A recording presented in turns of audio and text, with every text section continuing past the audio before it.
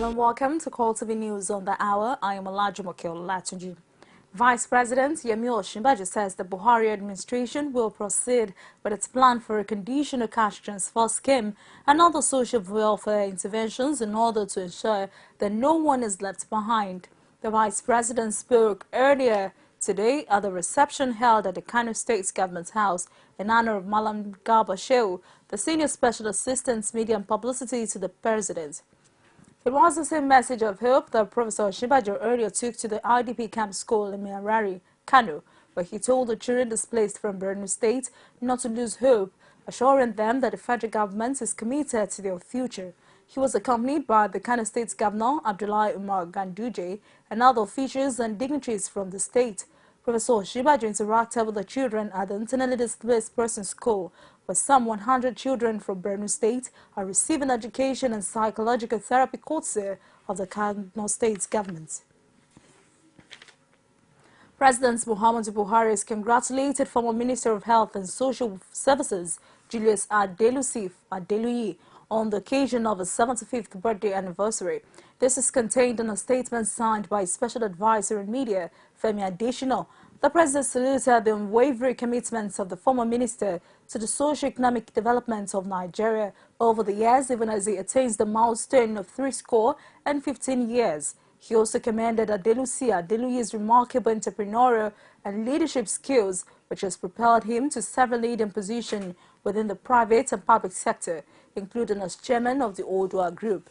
The president joins his friends and associates in wishing him a very happy birthday and long life to his remarkable promoter of commerce and entrepreneurship. Pan-Yoruba Socio-Cultural Organization Afenifere has faulted the claim by Arewa Consultative Forum on the reports of the 2014 National Conference. The group particularly asked the ACF to stop peddling the phony claim of the North being 80% of Nigeria in last month and with a higher population because the fallacies have been laid to rest. A statement on Sunday by the National Publicity Secretary of Afenifere, Yankao Dumake, says, and I quote, all the over 600 resolutions taken at the conference were by consensus, as delegates never had to vote once. The only issues that remained contentious were the percentages of increase in derivation, the Minerals Development Fund, and the Disaster Relief Funds. Afenifere said it is amused that ACF is still peddling the claim of controlling 80% of Nigeria because it had thought the fallacies had been laid to rest in 2014 after some of the delegates had taunted the conference from the south with marked Nigerian drawn at the back of their barriga showing the north as at 80% of Nigeria. End of quote. Odumake recalled that during the National Confab, delegates were unanimous that the figures of all the consensus held in Nigeria to date had not been credible due to hegemonic interferences with what should have just been an exercise to provide scientific data to aid planning and development.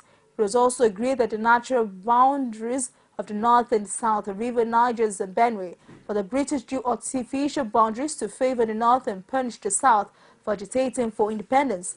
Afenifere also queried why the north will be using the issue of bigger land mass, which was allegedly connected to its advantage, to harvest revenue from the centipede instead of cultivating it. Some senators have held the appointment of key members of the Senate Unity Forum as chairman of sensitive committees. They described the move as signs of a readiness by Senate President Bukola Saraki to adopt a non-partisan approach in constituting committees. Senators Aliyu Abdullahi, Narita Joshua and Peter Nwaboshi said in a joint statement in Abuja that this is reflected in the decision to hand the chairmanship of the two most influential committees that have so far been named to members of the Unity Forum.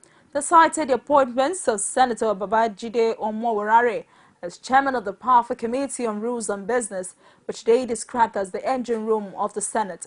The senators also pointed at the choice of Senator Barnabas Gemade as chairman of the Adore Committee on Review of the State of the Roads and areas suffering environmental degradation despite being the arrowhead of the Unity Forum. The lawmakers added that contrary to speculations in some quarters, there are signs that the present Senate and the leadership of Saraki will play positive roles in helping the Buhari administration eliminate insecurity, youth unemployment, corruption and economic starvation in the country. One of the 81 senators who passed the vote of confidence in Senate President Bukola Saraki says he and his colleagues decided to back him in national interest. Gabriel Gaya has no regret about his action and insisted that he is not in the Senate to push a personal agenda. Gaya, who initially did not support Saraki, told journalists in Abuja that it was time to forge ahead with the party's change agenda. Whatever way the thing happens, we should try to be united and now assist the Buhari administration. Because if we are fighting in the Senate, there is no way Buhari can do his job well because we are his immediate constituency. He relates to us, like now the appointment of the service chiefs. After maybe next month you come up with appointment of ministers. Either next time you come up with a bill. So if we are fighting, this can't work. So I'm appealing to all my colleagues in the Senate to unite ourselves and move forward. I think there is no basis of which fighting will help us. Position has been given is done by God. If God has never destined this man to be the leader of the Senate, the president of the Senate, he wouldn't be. So be it that he's there now, let us cooperate and work with him and let us move forward. Because we came with the high hopes. Nigerians need this change. Nigerians have high expectations of President Buhari. Therefore, we should not be fighting. We should work together. 2 months we are at the Senate, we are trying to sort ourselves out. Now that it is, it's not 100%, it's just 80% okay. Now I'm appealing to all our elders within the APC to close this round and let's move forward. I think that we cannot continue because Nigerians will not be happy with us if we continue fighting when there are a lot of crises on our hands. A federal lawmaker representing Akure North and South constituency in the House of Representatives want the police to do more to stop unseasoned kidnapping in Akure and Ado-Ekiti. Ajisha Olowo told CoreTV News in Abuja that the rise in activities of kidnappers is creating tension and worry among residents of those areas. He also suggested that the crackdown on perpetrators be extended to other parts of the country where the act is worrisome. We want these activities of the kidnappers to be curtailed, to be checked before, it turn out to be another thing. So my interest, and that is why we even mention names of both prominent and, like I said it, not too prominent people that have been kidnapped, and most times, these kidnappers always raise or demand for ransom, of which many of the families of those people that have been victims could not even imagine or raise. And people in Ondo State and Ekiti have said could no longer sleep with their 2 eyes closed. And people now, are afraid even to engage themselves in their daily activities. 2 communities in Jos Plateau State, Chetes and Gashish and Tudunwada area have been cut off from the rest of the city as the only access road is now in bad state as a result of rainfall. The link bridge leading to the highway is also not accessible. However, the residents of the areas are calling for government's quick intervention to put adequate measures in place to prevent any further disaster.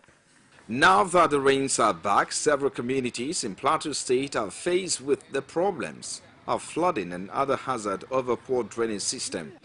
Plateau State was among one of the worst hit in 2012 as a result of flooding which swept through many cities in Nigeria. Residents of Plateau State are living in perpetual fear over a repeat of 2012 events. They are calling for intervention and a quick fix solution to the damaged roads.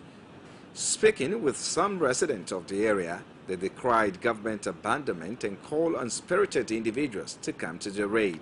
This place has been here more than 10 years, as my mother has said, and this is a community effort that as you can see. And anytime that this rain is here, we can spend more than 5 to 6, 4 hours before the rain got off, then we cross. So we're appealing to the new coming government, if they can do something about it, we will appreciate it. How long has it been like this? So good 1 hour, 30 minutes. Wow. and it's just going down bit by bit. Yes, sir. Whenever it's up like this, what do you people do? We used to stay here for a long time before it's up. This resident of the community laments the bad state of the road. She therefore called on the government to take urgent steps to repair the access road. According to her, it will be difficult to access the city from the community. I'm not happy. I'm not happy about it at all because we've been passing through this for years, year in, year out. You can see, you can imagine if there's an emergency. What will we want to do? If government will help us at least, even if they will not construct the road, let them just make a local bridge across this place. So watching CoreTV News, and that will take a break. I'll be back on more stories. Please stay with us. That's a sign of protest, saying that things are not good. Women share the most amazing thoughts. When it's close to the time, our people will protest on national issues. That was their own point. That was an accident. That is different. And they do it. Politics is about being a servant. Passionately. Without a woman, there will be no success at all. Sharing the adorable word of women. There are some women who have what it takes. In politics. Margaret Thatcher, Iron Lady. When she's too soft, she's too soft. Only on CoreTV News.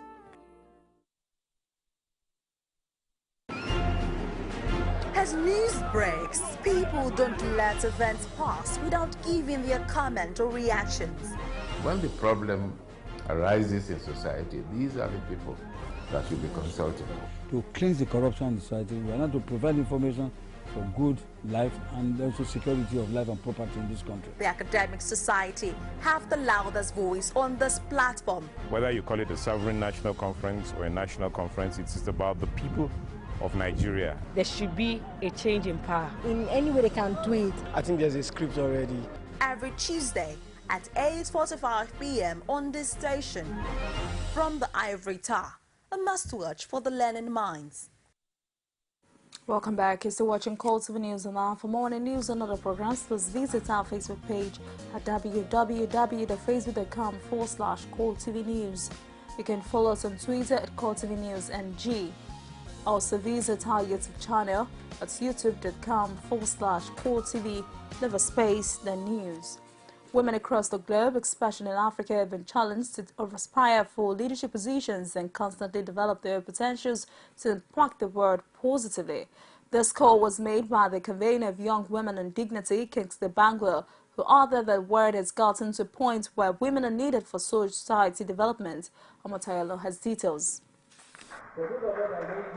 With Africa's population projected to increase to 2.4 billion from 1.1 billion by 2050, and women's population peaking at 1/3 of the entire population, projected to reach 9.6 billion in about 4 decades from now, the bar has now been raised for women to move from being just passive bystanders to active participants in business, politics, and even at the home front. This was the objective of the organizers of Young Women in Dignity Summit, to awaken women to fulfill their inborn potentials and become a source of encouragement to other women. Now I'm looking forward to a time when we'll have a female president in Nigeria. I've always said I believe that women are better managers, and so they should be given that kind of platform to move our nation to the next level. People are beginning to understand that you can start small. For me, it's a great thing. For these over 17 women who have come together from 10 states, however, the challenge of being change agent is one they are ready to take on. Let that thing inside of you come out, and it has a lot of things to do. Like it will actually change life. Being a part of the government does not necessarily automatically make you a bad person or something, but it's more of giving you an opportunity, a platform to be a part of what happens, to be an influence, to be a change agent. The society is besetted with so many problems, too much problems. And once the society is bereft of these problems, we women, we have to stand up for ourselves, not forgetting our initial roles as women. A judge at the Emerging Summit and a member of Women in Politics, Abuja chapter, Charity Anaje, young women must see politics as an opportunity to actively participate in influencing policies that directly affect them and not an avenue to make quick money. Being in politics does not mean you're advertising yourself.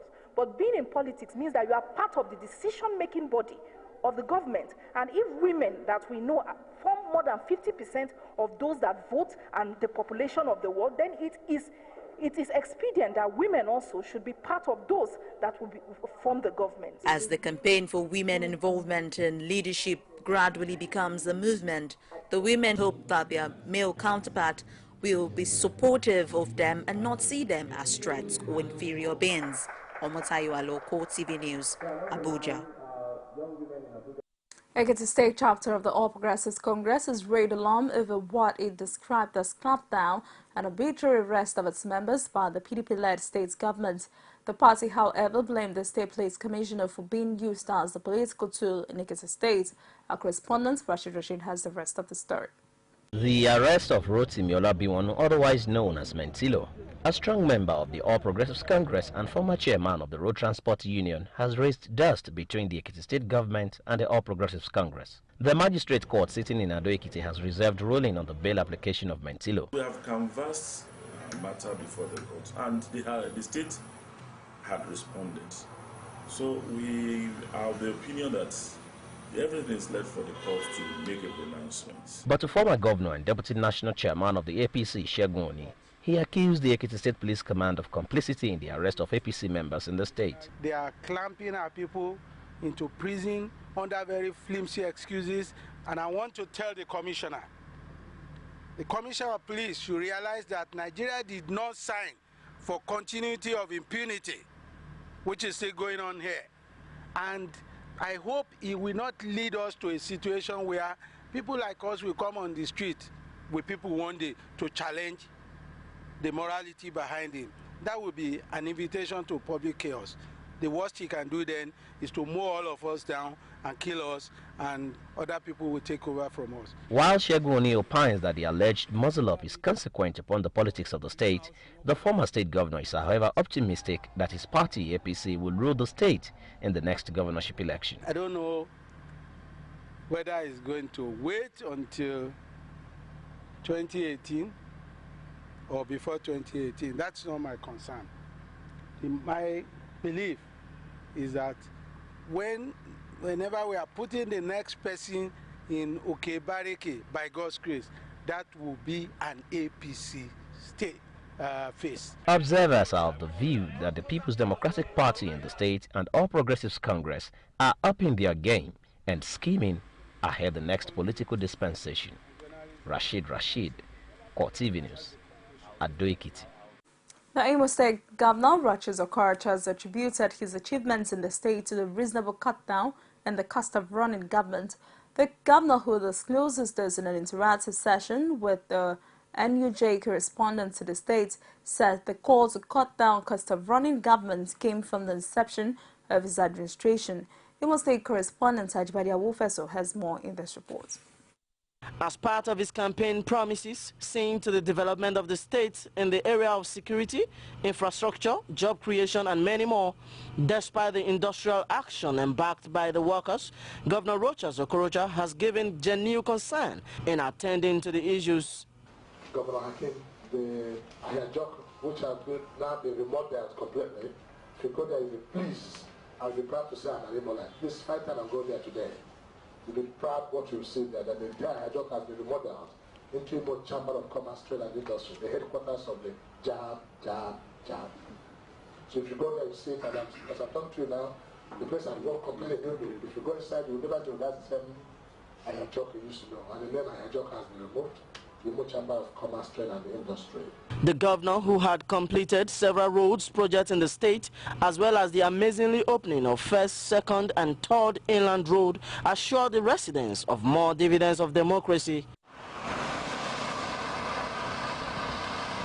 You appreciate it, but people don't appreciate it when they're there. But I want you to see some of the projects that we're doing as a measure of sacrifice and cutting down cost of governance. This government has cut down cost of governance by almost to the very minimum. And you're going to see more of that in the multiple appointees anyway and more again. Work at the Imo Chambers of Commerce, as stated by the governor, is ongoing, and by the end of this month, activities will begin fully. Ajibade Awofeso, CoreTV News, Owerri. Wrap on CoreTV News on the Harmony. Thanks for watching. I am Olajumoke. Good evening.